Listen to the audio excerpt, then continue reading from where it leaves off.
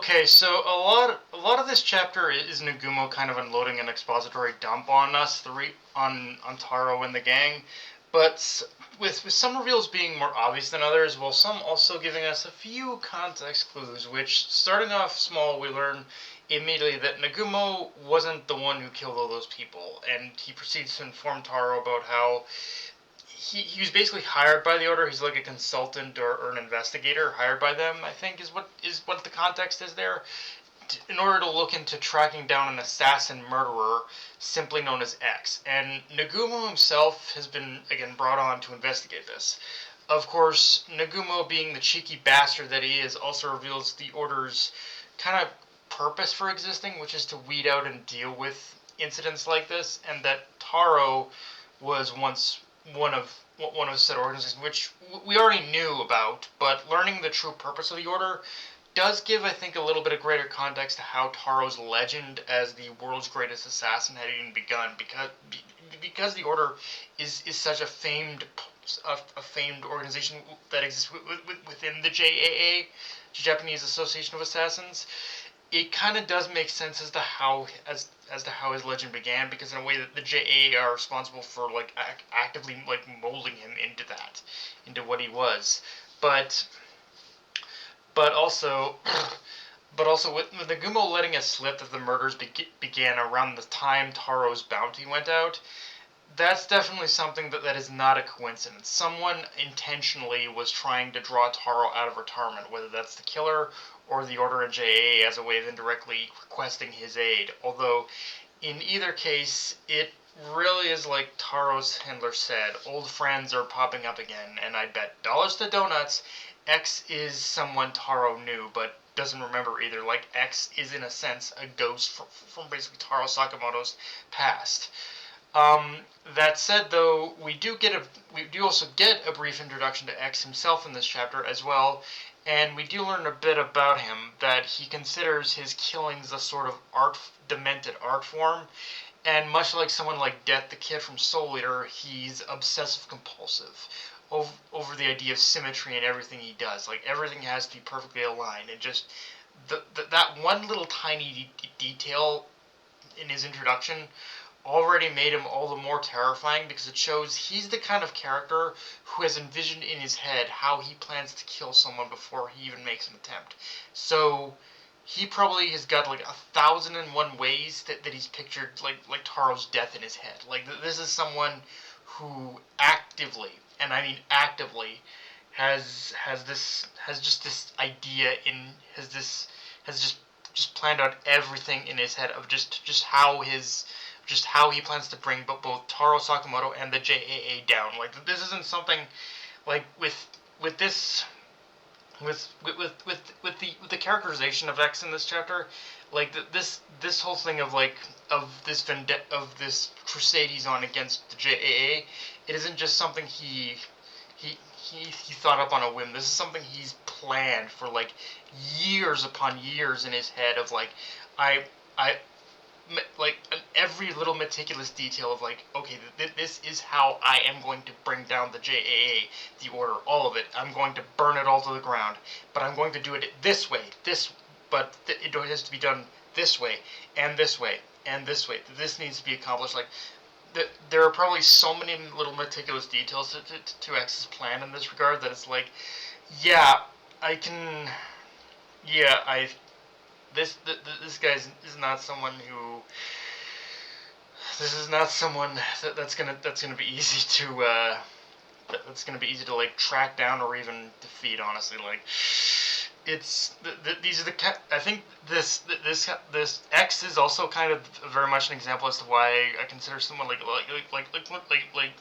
JoJo's Bizarre Adventure, like Diamond Dozen Unbreakable's like Yoshikage Kira to be such an amazing villain too, because he's he's human, but he's human, but he kind of has he's human, but he also kind of has plans within.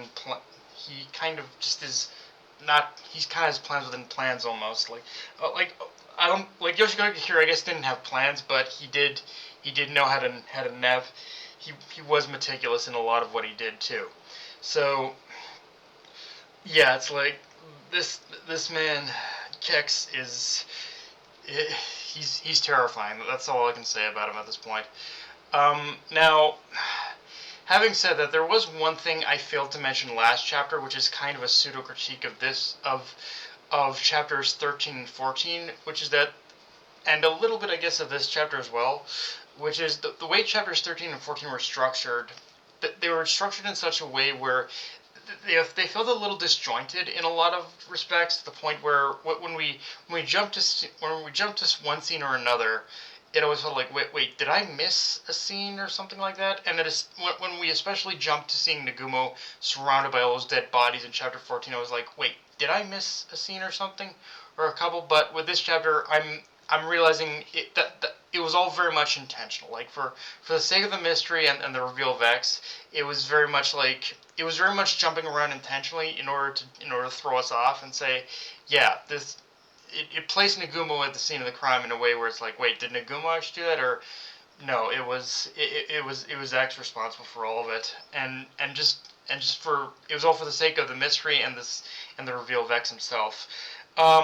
I also like how Nagumo said what I've been saying for a while now, which is because Taro's been out of the game for 5 years, his skills have dulled. They aren't as primed as they used to be, and it kind of places that in an awkward position where if they truly want, if Taro truly wants to help stop X, then he needs to start training again. He needs to get back to the French prime of his of his skill as an assassin again, or at least something close to that, if he even wants a chance at surviving against X, because that's kind of one of those things I've been, like I said, with Taro has in some ways let himself go. Like it's that it kind of addresses the idea that living in peacetime, it dulls your skills, it dulls your abilities. You lose a lot of what made you the most feared and most powerful assassin in the world. And even though Taro does have some, again, it does reinforce the point that yes, even though Taro does get back to some form of prime of his abilities whenever he thins down, he's still not at his prime either. And I do like how we are addressing that yeah, he did struggle against Boyle. Let's not mince words. He did struggle against Boyle. So the fact that, again, it's being addressed, I do like. And and I do like, and at this point it's not even just about like winning a fight or something. It's just about pure survival at this point. And with that said, I do like the methodology and the approach that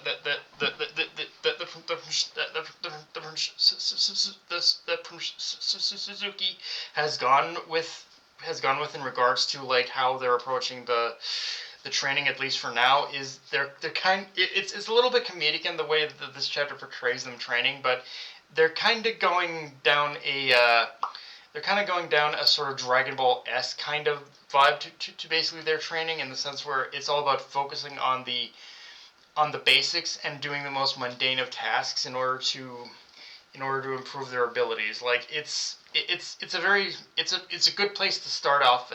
I don't know if it's gonna help them improve in the way they need to fully, but it's a good starting point of what they need to do and how they're doing it. And it was kind of just a very nostalgic vibe of how the whole training aspect of this was handled.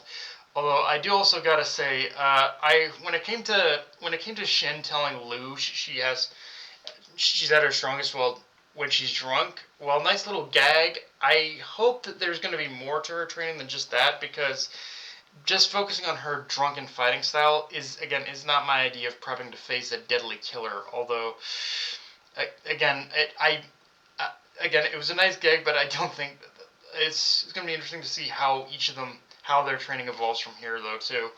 But yeah, guys, that's pretty much all I got for this review. If you enjoyed the video, like, comment, subscribe. Follow me on Twitter, or follow me on Blue Sky and on this Crunchyroll. Be sure to notification bell, hit the subscribe button, and just share it around, guys.